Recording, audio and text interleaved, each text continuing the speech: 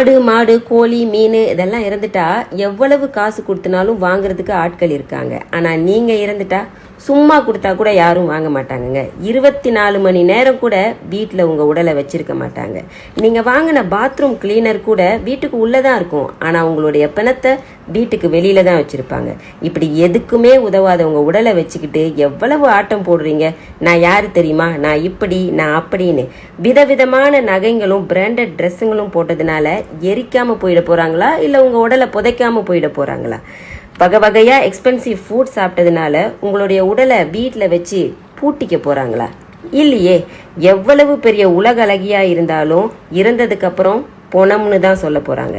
Celebrities போட்ட jewels dress எல்லாம் வாங்குறதுக்கு ஆட்கள் இருக்காங்க. ஆனா அந்த செலிபிரிட்டிஸ் இறந்துட்டா அந்த பணத்தை வாங்குறதுக்கு யாருங்க இருக்கா? யாருமே இல்லையே. வாழுங்க, யாரையும் கஷ்டப்படுத்தி காயப்படுத்தி வாழாதீங்க. ஏன்னா என்னைக்கு இருந்தாலும் ஒரு நாள் இந்த உயிர் உங்க உடலை விட்டு போக தான் போகுது. வாழ்க்கை இங்கே யாருக்கோ சொந்தமில்லையே, வந்தவனு வருபவனோ நிலைப்பதில்லையே.